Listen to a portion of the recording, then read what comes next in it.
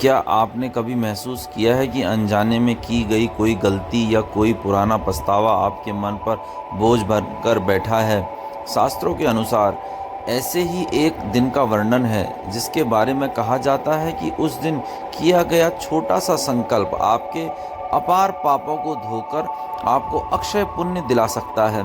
कल वही विशेष दिन है, अपरा एकादशी। लेकिन क्या आप जानते हैं इसे अपरा ही क्यों कहते हैं और कैसे एक प्रेत बन चुके राजा को इस दिन ने स्वर्ग का अधिकारी बना दिया?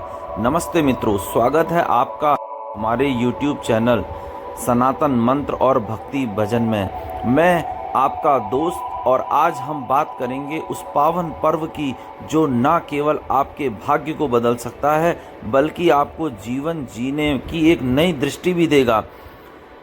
अगर आप भारतीय संस्कृति, आध्यात्म और जीवन को सफल बनाने वाले इन रहस्यों को जानना चाहते हैं तो अभी नीचे दिए गए सब्सक्राइब बटन को दबाएं और बेल आइकन को ऑल पर सेट करें ताकि आप हमारी कोई भी ज्ञानवर्धक चर्चा मिस ना करें। आज के इस विशेष अंक में हम जानेंगे एकादशी का वैज्ञानिक और आध्यात्मिक महत्व और सुनेंगे राजा महिध्वज कि वह अद्भुत कहानी जो हमें सिखाती है कि उद्धार का मार्ग कभी बंद नहीं होता। चलिए शुरू करते हैं। तो क्या आप जानते हैं अपरा एकादशी क्या है? अपरा एकादशी का अर्थ क्या है? अपरा एकादशी का अर्थ है अपार पुण्य देने वाली। आज है अपरा एकादशी। सबसे पहले यह समझना जरूरी है कि एकादशी क्या है। हमारी 10 इंद्रियां हैं जिनमें 5 ज्ञानेंद्रियां और 5 कर्मेंद्रियां हैं और 11वां हमारा मन। जब हम इन 11 को संस्कारिक विषयों से हटाकर ईश्वर में लगाते हैं तो उसे एकादशी कहते हैं। अपरा एकादशी क्यों खास है? इसे अचला एकादशी भी कहते हैं। अपरा का अर्थ है जिसकी कोई सीमा ना हो। कहते हैं इस दिन व्रत रखने से व्यक्ति को उन पापों से भी मुक्ति मिल जाती है जिनसे निकलना असंभव लगता है, जैसे परनिंदा, झूठी गवाही देना या अनजाने में हुई भारी अपराध। तो चलिए शुरू करते हैं, कहानी को आगे बढ़ाते हैं।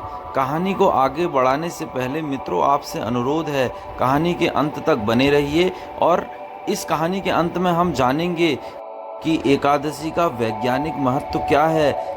तो शुरू करते हैं राजा महिध्वज की कहानी। बहुत समय पहले की बात है।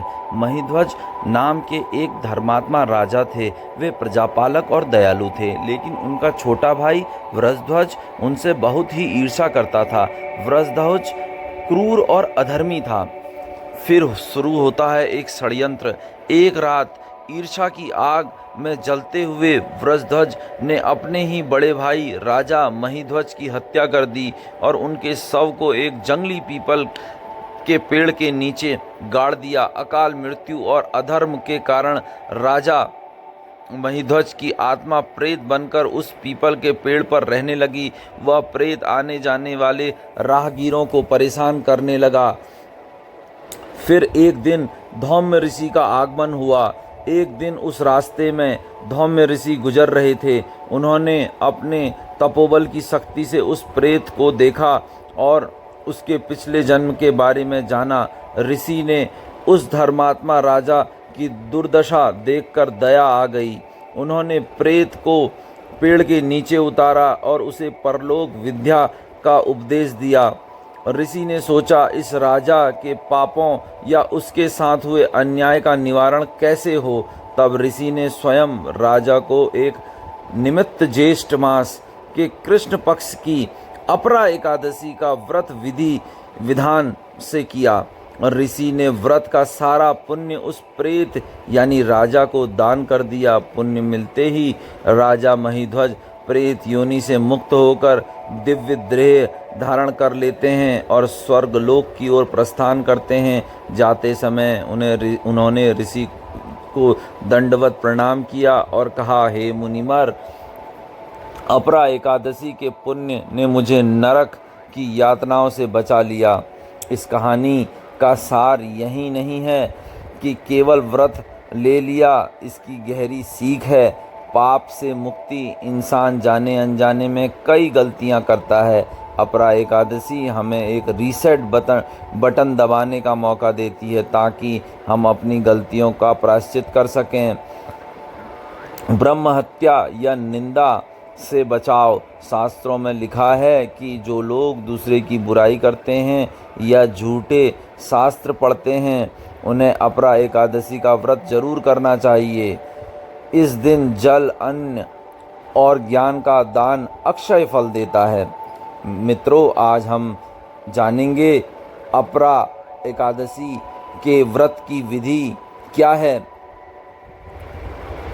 सुबह उठकर भगवान विष्णु का ध्यान करें, सात्विक रहें, चावल का त्याग करें क्योंकि चावल में जल तत्व अधिक होता है और एकादशी पर मन को स्थिर रखने के लिए अन्न का त्याग बताया गया है। आज के दिन किसी की बुराई ना करें, क्रोध ना करें। तो मित्रों, अब बात करते हैं एकादशी के वैज्ञानिक महत्व की। Body detox, autophagy. 15 दिन में एक बार उपवास करने से शरीर की कोशिकाएं अपने भीतर के कचरे और हानिकारक बैक्टीरियाओं को साफ कर देती है, जिसे विज्ञान में ऑटोफेजी कहते हैं। चंद्रमा का प्रभाव। चंद्रमा पृथ्वी के जल को प्रभावित करता है। चूँकि हमारे शरीर में 70% पानी है, उपवास रखने से शरीर में तरल पदार्थों का संतुलन बना रहता है। और तो दोस्तों, अपरा एकादशी केवल भूखे रहने का नाम नहीं है, बल्कि अपने भीतर की बुराइयों को भूखा मारकर अच्छाइयों को जगाने का नाम है। भगवान विष्णु आप सभी पर अपनी कृपा बनाए रखें। धन्यवाद मित्रों।